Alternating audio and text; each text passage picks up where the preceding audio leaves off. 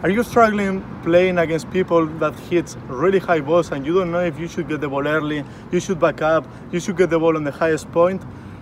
Don't worry. We're going to show you in this video exactly what should you do with this kind of balls and how can you take advantage of those players. So the first thing that we need to learn is we need to try to decide as soon as possible if we are going to either take the ball early or we are going to back up and take the ball when it's on the way down. So if we take the ball early, what do we have to do? We need to get closer to the ball, move forward and take the ball when it's on the raise. Now, a very big mistake that so many beginners do is take the ball when it's on the raise but when it's down. If I take the ball on the raise but right here down, it's so hard to control it. So where do I want to take it? I want to take it on the raise at my shoulder heights, somewhere between my shoulder and the hip. But most of the times it's going to be way higher here on the shoulder because it's harder to take it here. Now, make sure you don't take the ball at the highest point of contact, okay? Because nobody likes hitting the ball up here, right? So make sure that if you decide that you want to take it early, move in, take the ball when it's on the raise, but don't take it higher than the shoulder raise because after here, it's going to be really hard to get it back. So that's if you decide to take the ball early.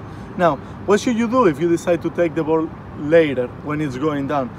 You're going to make sure that you back up, okay? So now I'm going to show you first of all the footwork of how to back up. So let's say I'm getting ready and I'm trying to move back to get a ball. I'm going to go with crossover steps. So I'm here, try to do a split step. I see that the ball is going high to me.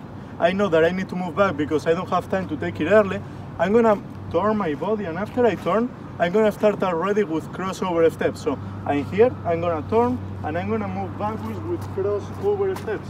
This is the faster way to get to the ball, because if I go shuffling, a lot of times I won't have time to get to the ball. So make sure you go with crossover steps, and once you get to the ball, try to hit the ball on a position where you feel comfortable hitting it, because once we move back, we can wait until the ball goes a little bit lower, because there is no point of moving backwards and take the ball on the highest point of contact because it could be hard.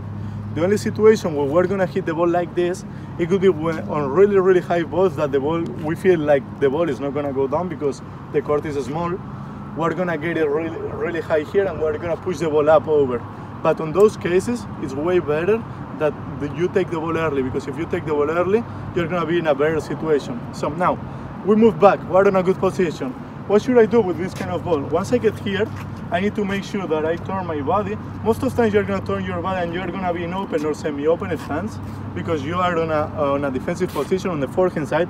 On the backhand side, most of the times you're going to be in close stand. Let's say forehand, I'm going to wait until the ball gets lower, and when the ball is lower, what am I going to do? I'm going to go under the ball and I'm going to accelerate it up to get out of topspin.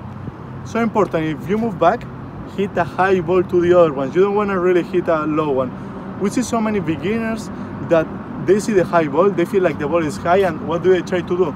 They try to take it from high to low, and they end up hitting the ball to the net or short, and the other one can close at the point so easily. So make sure once you move back, make sure you close the face of the racket, go under the ball and accelerate up, so you go way higher and over the net, and make sure you go cross court on this shot. So this way, after you get on a defensive position and this shot is good, you're going to be able to get in neutral or offensive. But you don't really want to hit this ball down the line, because if they decide to take it early, they're going to be able to make you run so easily, and you don't really want to do that.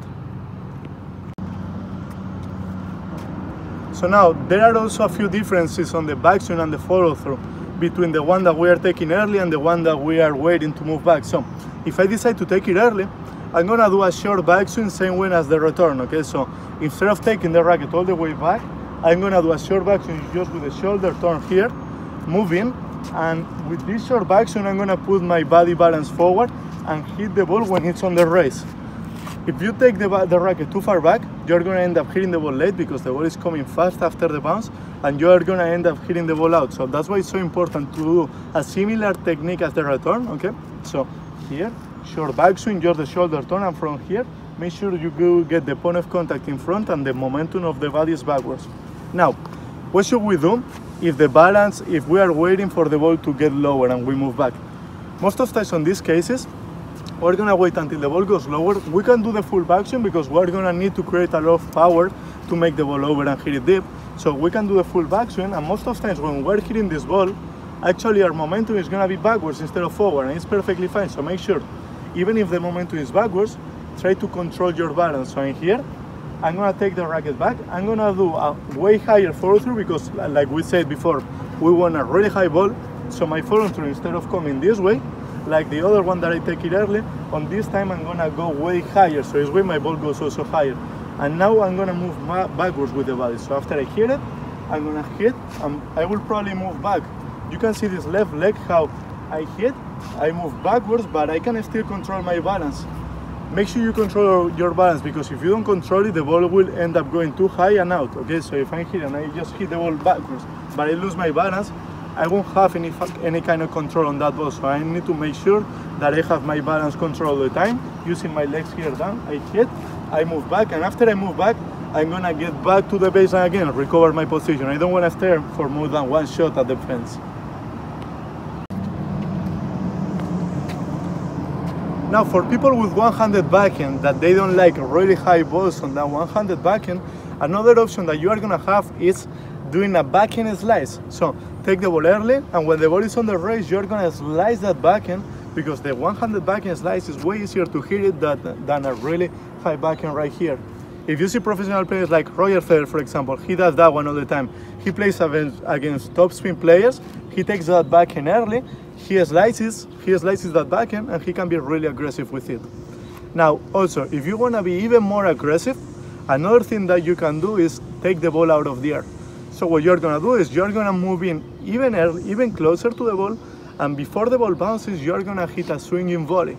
So again, the swinging volley, the technique is very similar to the return of serve. You're going to do a short backswing, and you're going to make sure that you get the point of contact in front of you, and the momentum is also forward. So you're gonna move in, take the ball early, hit it out of the air, keep moving forward, and most of times, if you hit the ball as a swinging volley, we're gonna keep coming in and close the point at the net, because there is no point of hitting the ball inside of the court, maybe no man's land or even at the service line, and then running back, because he will be able to hit another high ball and put us in a defensive position on the next one.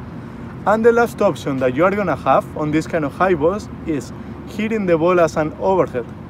So what are we gonna hit this ball against? We're gonna hit against pushers.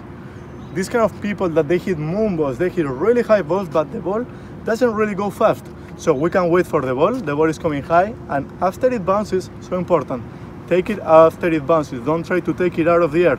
You're gonna end up hitting it too low, it's gonna be hard. Let it bounce, back up a little bit, try to adjust with the smaller steps with the ball, and take that ball as an overhead. This way you're gonna be able to be really aggressive with that shot. Make sure you also check out the next video that we're gonna post, because we're gonna give you a great progression of how to work on these different situations of high balls, and how should you practice them with a partner, or even if you don't have a partner, you can even practice them with a ball machine. So this way, make sure you check our next video, and we'll see you there.